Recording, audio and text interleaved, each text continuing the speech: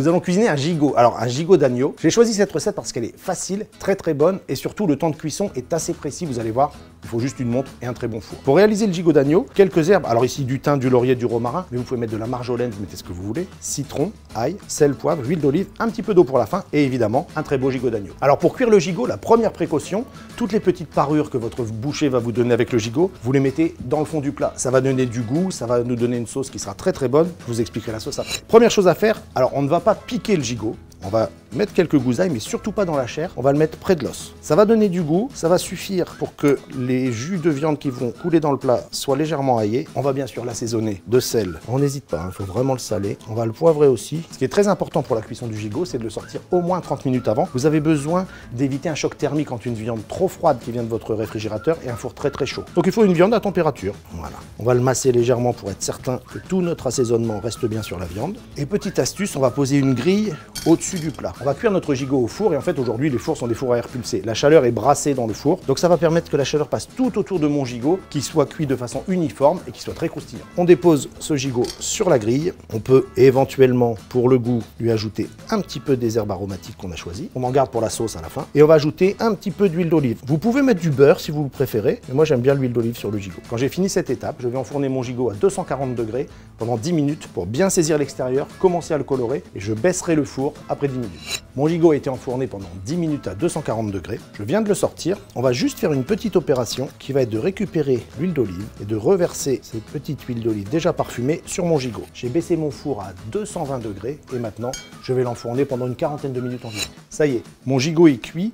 Alors, on l'a gardé environ 45 à 50 minutes au four. Maintenant, on va juste faire une petite opération. Avant d'attaquer le jus de rôti, on va récupérer un petit peu de mon huile d'olive qui est très parfumée. On va reverser sur le gigot. On va maintenant l'envelopper dans un morceau de papier sulfurisé et le laisser reposer tranquillement pendant à peu près la moitié du temps de cuisson. On va être sur une vingtaine de minutes de repos. C'est extrêmement important quand vous faites cuire une viande. Ça permet qu'elle se redétende, que le sang qui a été poussé par la chaleur vers l'intérieur se rediffuse dans ma viande pour faire une viande qui sera parfaitement cuite et surtout très tendre. Juste comme ça suffit. On laisse un petit peu les vapeurs de chaleur s'échapper, sinon ça va ramollir mon agneau. Et maintenant, on va passer au jus de rôti. Ça y est, le gigot est cuit, il est reposé. Et là, on va faire le jus de rôti. Le jus de rôti, c'est pas très compliqué.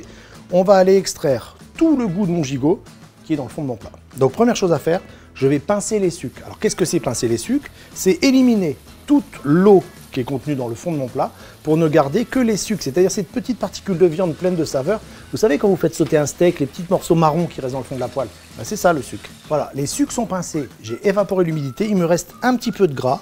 Alors le gras, ou vous le gardez ou vous l'éliminez, alors c'est quand même mieux d'en éliminer une partie. On va y ajouter maintenant le thym, le romarin et la gousse d'ail, mais alors très vite, voilà. Et maintenant, je vais ajouter l'eau froide. C'est l'eau froide qui va déglacer, c'est-à-dire qu'elle va récupérer tous les sucres et me donner ce jus d'agneau qui va aller avec mon rôti. Vous voyez, ça change immédiatement de couleur. On va laisser frémir ça une petite dizaine de minutes. Ça y est, mon jus de rôti est cuit. J'ajoute juste, alors quelques gouttes.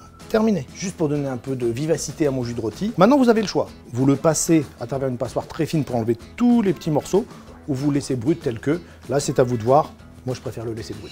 Ça y est, l'agneau est cuit, le jus de rôti est prêt. Maintenant, il ne reste plus qu'à déguster. Alors, cette recette va sans aucun doute être l'une des bestes des fêtes de Pâques. C'est traditionnel, l'agneau, mais c'est surtout que c'est la saison. On est aux périodes de Pâques, à la pleine période de l'agneau. C'est le moment où il faut l'acheter, c'est le moment où il est le meilleur. Et vous avez vu, c'est pas si compliqué à cuire. Parfois, le gigot d'agneau est un petit peu sec. Alors, il y a deux raisons. Soit c'est un animal qui est un petit peu âgé et il fallait pas le cuire de cette façon, mais ça, vous avez acheté, vous avez demandé à votre boucher le meilleur agneau possible. C'est sur la cuisson. Alors, sur la cuisson, vous avez vu, un four très chaud pour bien saisir l'extérieur, puis on baisse le four pour poursuivre cette cuisson. Et le vrai secret de tout ça, c'est le temps d'attente. Sorti du four, je l'ai réservé avec un petit papier dessus pour le garder au chaud, mais surtout pour que la viande se repose, qu'elle se relaxe et qu'elle redevienne très tendre. Pour accompagner le gigot, alors bien sûr, traditionnellement, des haricots blancs, des flageolets, pommes de terre, les haricots verts, ça se marie très bien avec le gigot, mais on arrive sur le printemps. Alors vous allez voir votre maraîcher et vous lui demandez les petits légumes primeurs, vous les faites juste cuire dans un petit peu de beurre, plein de saveurs, plein de couleurs, vous allez vous régaler.